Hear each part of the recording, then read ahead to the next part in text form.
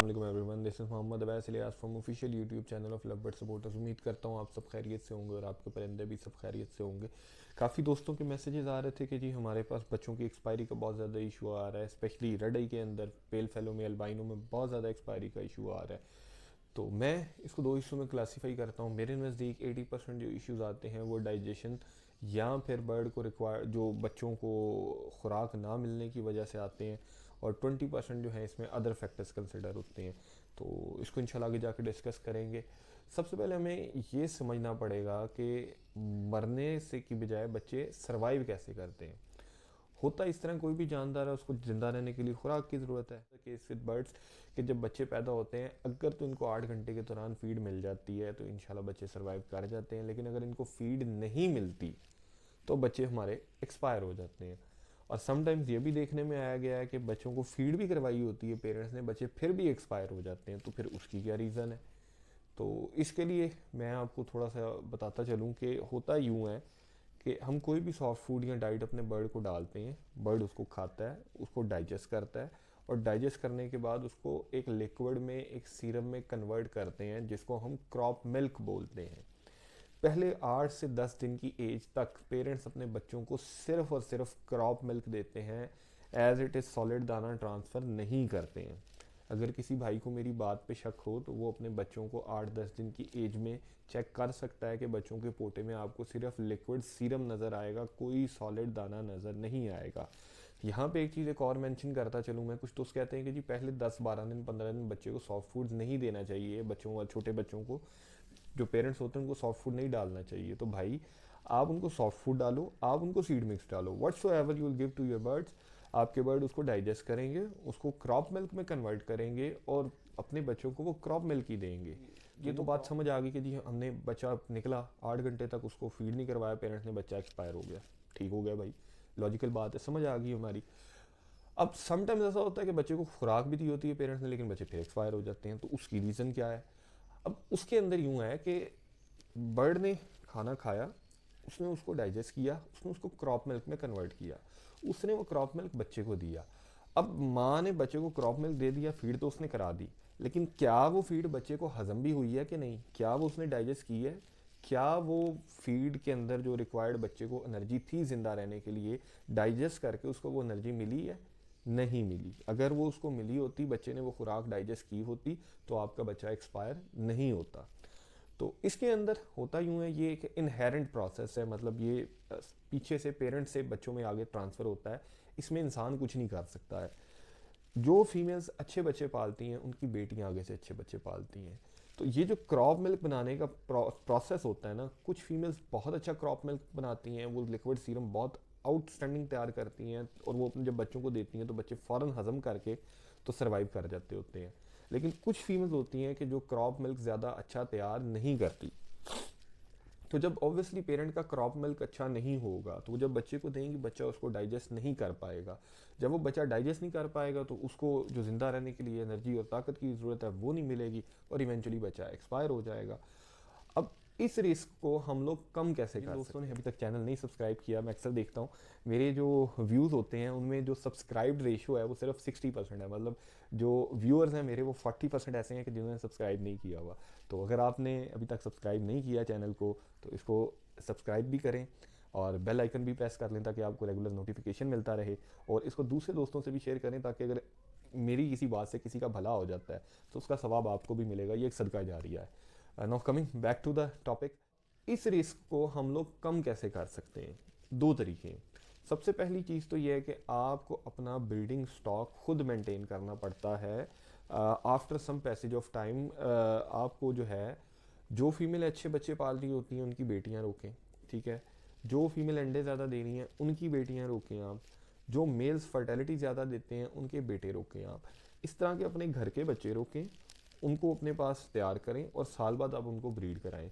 तो आपको रिजल्ट नज़र आएगा कि जो फीमेल अच्छे बच्चे दे रही थी उनकी बेटियां भी आगे अच्छे बच्चे पालेंगी, और जो मेल फर्टेलिटी ज़्यादा देते थे उनके बेटे आगे फर्टेलिटी भी आपको ज़्यादा देंगे। तो इस तरह आपको over the period of time Aahista Aahista करके अपना ब्रीडिंग स्टॉक खुद मेंटेन करना पड़ेगा। मतलब इस साल आपके पास अगर आपने 10 जोड़े लगाए, 10 में से आपके 6 जोड़े अच्छे निकल आए कि जो बच्चे बहुत अच्छे पाल रहे हैं, 4 जोड़े ऐसे हैं कि जो मर्जी कर लो ब्लैक बच्चा भी मार देते हैं, ठीक है। तो जो 6 जोड़े अच्छे बच्चे दे रहे हैं उनके बच्चे आगे से रोकें और उनसे फिर आगे अपनी जो है ना वो ब्रीडिंग स्टॉक को अपग्रेड करें। तो इंशाल्लाह इस तरह ये होगा कि 2 से 3 साल के पीरियड के बाद आपके पास अगर लेट्स अज्यूम 100 जोड़ा लगा हुआ है, तो जहाँ पहले 100 जोड़ों में से 60 जोड़े बच्चे पाल रहे थे, 2 से 3 साल बाद जब आप सिलेक्टिव ब्रीडिंग की तरफ जाएंगे तो आपके पास ये कंडीशन होगी कि 100 में से आपके 80-85 जोड़े होंगे जो बच्चे पाल रहे होंगे, 10-15 जोड़े शायद आपके पास वहाँ पे इशू कर रहे होंगे। अब एक चीज़ तो ये हो गई। दूसरी चीज़ जो हम अपनी डाइट में चेंज कर सकते हैं वो है प्रोबायोटिक्स। मैंने अपना जो डाइट का सॉफ्ट फूड का जो शेड्यूल बताया हुआ है उसमें मैंने आपको बताया हुआ है कि मैं डेली बेसिस पे प्रोबायोटिक्स यूज़ करते हैं। ये मैं प्रोबायोटिक्स की इधर डिस्क्रिप्शन डाल रहा हूँ या पढ़ लें कि कंपनी प्रोबायोटिक्स के बारे में क्या कहती है कि प्रोबायोटिक्स क्या चीज़ है। प्रोबायोटिक का जो काम है ये बर्ड के अंदर डाइजेशन को इम्प्रूव करता है, इंटेस्टाइन के फंक्शंस को बेहतर करता है और बर्ड के इम्यून को स्ट्रॉन्ग करता है प्रोबायोटिक्स, ठीक है। दूसरी चीज़ जो हम प्रोबायोटिक्स आप यूज़ करें, और इसके अलावा एक नेचुरल डाइजेस्टिव सपोर्ट आता है एवी हर्ब के नाम से। तजर्बे में ये चीज़ देखी गई है, सीनियर फैंसियर से इस चीज़ की तस्दीक हुई है। मेरा अपना एक्सपीरियंस ये है कि जब मेरे पास चिक्स आते हैं ना तो मैं उन दिनों के दौरान हफ्ते में 2 दफ़ा एवी हर्ब यूज़ करवाता हूँ कार्स कंपनी का। ये एक नेचुरल डाइजेस्टिव सपोर्ट है, बिल्कुल ऑर्गेनिक चीज़ है और डाइजेशन के लिए बहुत बेहतरीन है। ट्रस्ट मी, इसको यूज़ करवाने से मेरे पास बच्चों में मोर्टेलिटी बहुत हद तक कम हो जाती है। मतलब अप्रॉक्सीमेटली आप कह लें कि 70%, अगर मेरे 10 बच्चे एक्सपायर होते हैं ना एवी हब के बगैर, तो एवी हब यूज़ करवा के मेरे सिर्फ 3 एक्सपायर होते हैं, 7 बच्चे मेरे बच जाते हैं। तो ये इतनी करामत चीज़ है कि ये बर्ड की डाइजेस्टिव सपोर्ट जो है ना उसको प्रोवाइड करती है।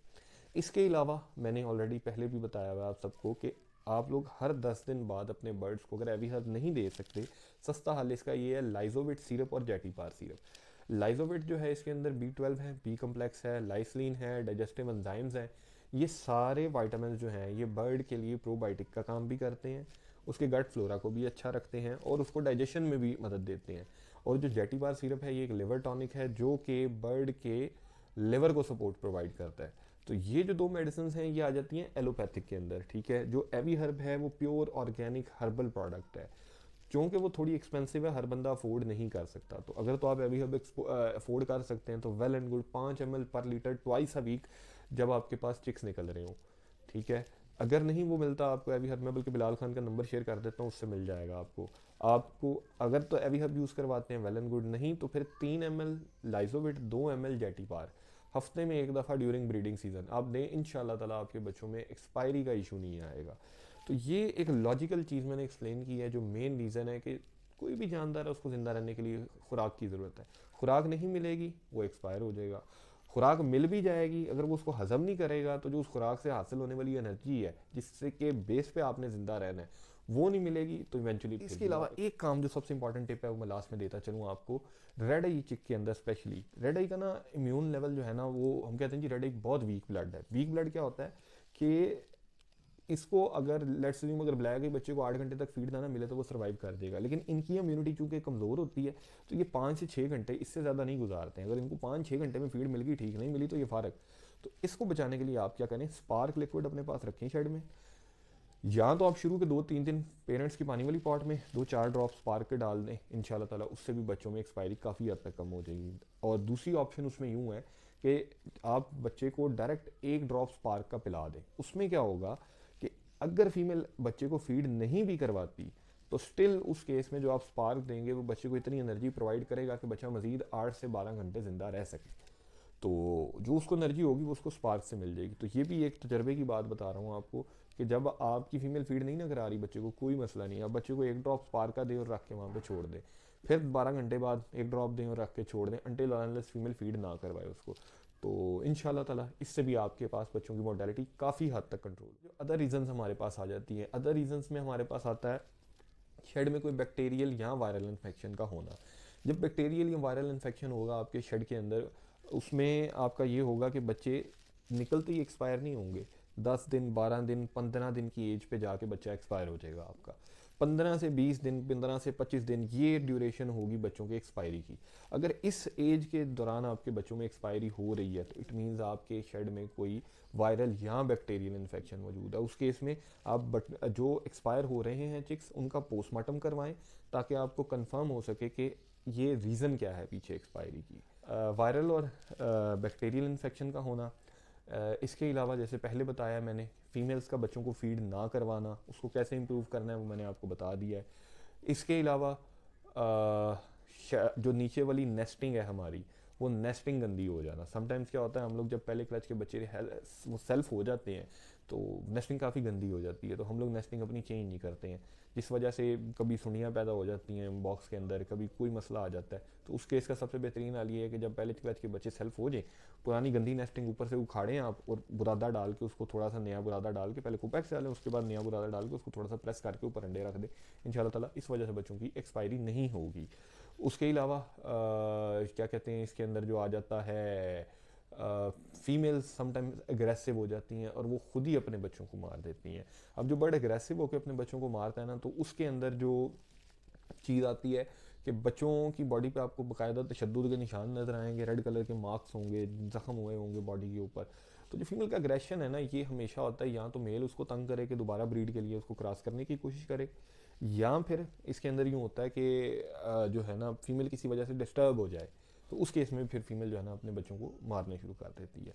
तो जैसा मैंने पहले कहा, 80% जो एक्सपायरी का हमारे पास इशू आता है ना, वो या तो बच्चों को फीड ना होना, या फिर बच्चों की फीड डाइजेस्ट ना होने की वजह से आता है। तो इन दोनों इश्यूज़ को कैसे कवर अप करना है वो मैंने आपको बता दिया है। अपना ब्रीडिंग स्टॉक मेंटेन करें सिलेक्टिव ब्रीडिंग के साथ, उसके अलावा डाइजेशन सपोर्ट प्रोवाइड करें अपने बर्ड्स को, इंशाल्लाह ताला आपके बच्चों में सर्वाइवल आएगा और एक्सपायरी का इशू नहीं आएगा। करता हूँ ये वीडियो सबके लिए फ़ायदेमंद होगी, और इस दुआ के साथ कि अल्लाह पाक हम सबको ढेरों बरकतें अता फरमाए, और हम सबको एक दूसरे की मदद करके दूसरे को साथ लेके चलने की तौफीक अता फरमाए जी।